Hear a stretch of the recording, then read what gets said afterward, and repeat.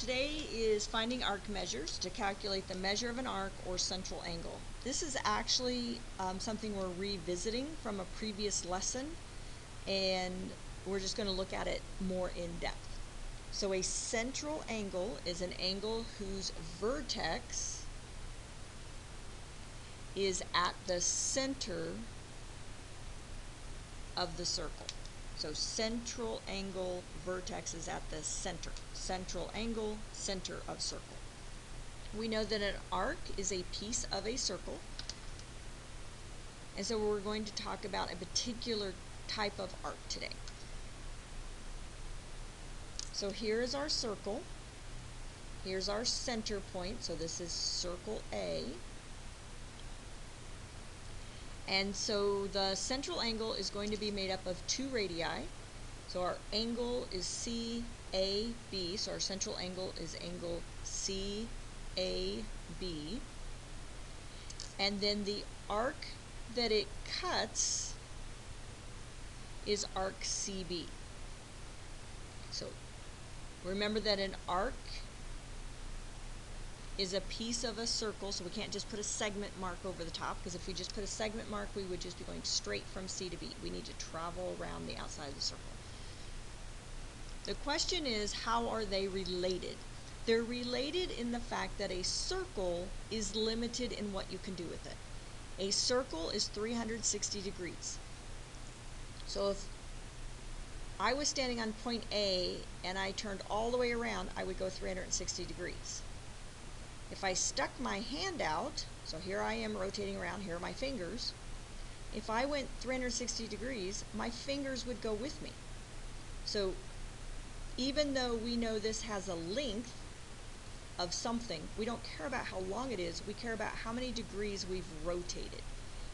So a circle rotates an entire 360 degrees. So if I rotate right here at 70 degrees, my fingers would rotate at the same 70 degrees. Degrees is a measurement. So the measure of the central angle CAB is the same as the measure of arc CB. So we're going to put a little M in front of them for measure, like we did in a previous chapter. It does not say they're congruent. It says their measures are the same. Because again, we're only talking about how many degrees of rotation. They can't be congruent because one's an angle and one's an arc. They're totally different shapes. So they cannot be congruent. So from C to B is called a minor arc. A minor arc always has to be less than 90 degrees. Excuse me, less than 180 degrees. Okay? So a minor arc is going to be less than 180 degrees. So what happens to the rest of the circle? What if I didn't go from C to B? What if I didn't go to the shortest route? What if I turned the other direction? You can see that I've gone farther in degrees. I've rotated farther in degrees. Well, I can't just say arc CB, because arc CB will take me the shortest distance. So I want to go the longer direction, so that's why there's a point D. It helps me describe a direction. So I'm starting at C, I'm passing through D, and I'm going to B. So that's my arc. It is not less than 180 degrees. It's actually more than 180 degrees. And so this is called a major arc. So this arc right here has to be greater than 180 degrees. Has to be greater than 180 degrees. So how might you find it? Well, one of the most common ways is that we realize that an entire circle is 360 degrees, and if I take out that minor arc through subtraction, then I would figure out how many degrees there was in the major arc. So let's look at a different scenario. We've talked about less than 180, we've talked about more than 180. So where's 180? Where is that coming from? So this is the center of my circle, and this is a diameter. and a diameter cuts a circle in half. So since it's 360 degrees all the way around, half of it would be 180 degrees. So arc, EG is the arc we're talking about. Excuse me, there should not be an M there. Arc EG is the one we're talking about, and we've already shown or discussed that the measure of that arc is 180 degrees. It's half of a circle. So what is that kind of arc called? It's not minor, it's not major. This is a semicircle or semicircle. It depends on where you put your emphasis. So a semicircle is formed by a diameter. It's half of a circle, so its measure is 180 degrees.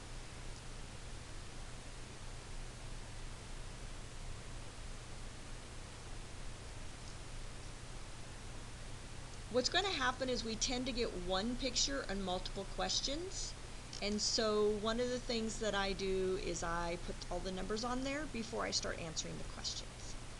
Remember that a central angle and its minor arc share the same degree value. So this central angle is 70 degrees, this minor arc is 70 degrees. This minor arc is 65 degrees, so its central angle is 65 degrees. Then we have the rest of the circle. Okay, so we know the whole circle is 360 degrees. We know that we have a 70 degrees and a 65 degrees. So if I take out the 70 and the 65, I will get another degree. So 70 plus 65 is 135. So I'm going to do this again so you can see it. So we're going to do 360 minus 135. Subtract, carry, subtract, subtract. So this entire arc here is 225 degrees. If you needed to know this angle, we know it is also 225 degrees. So it's still a central angle, kind of weirdly done because we haven't been used to doing something over 180, but it's still a central angle. And its major arc in this case is 225 degrees. Once I get all that filled in, then I don't have to keep doing the work over and over again. Now we only have 2 questions, it makes our life easier, but sometimes you'll have up to 7 or 8 questions with the same picture. First question, what is the measure of angle TPA? Already found that. Angle TPA has a measure of 65 degrees. What is the measure of CST? So it wants me to start at C, go through S, and get down to T. CST. Oh look, we already did that. That was 225 degrees.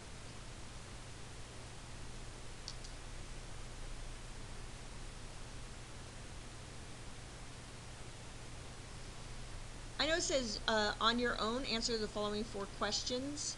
What I'm going to do is I'm going to help you here, and I'm going to give you a moment to think about this, and then we'll fill those in.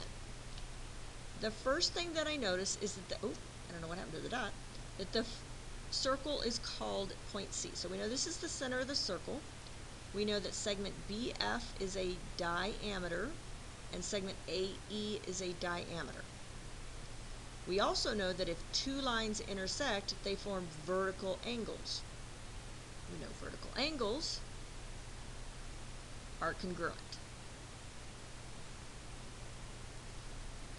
So we know that if this central angle is 40, this one is 40. If this central angle is 90, this minor arc is 90. We don't know this one right now, but we'll get there. This central angle is 40. This minor arc is 40.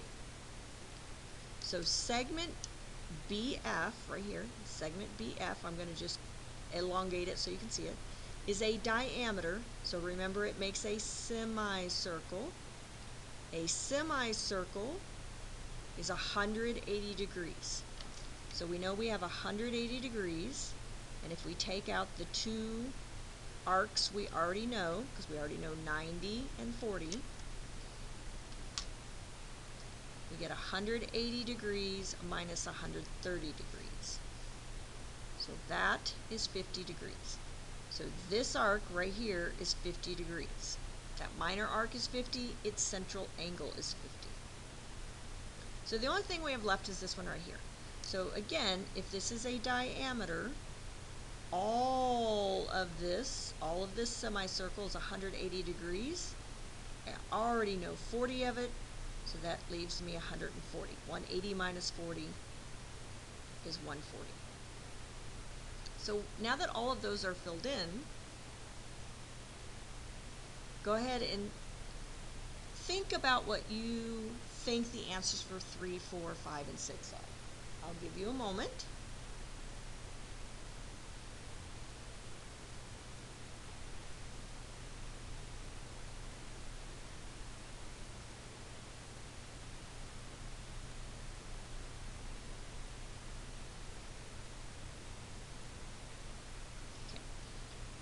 So the measure of angle DCE, so angle DCE is 50 degrees.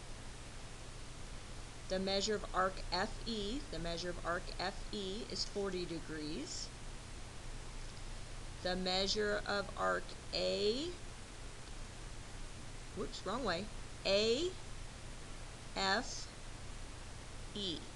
so AFE is a semicircle, because that's a diameter, segment AE is a diameter, or better yet, 140 plus 40 is 180.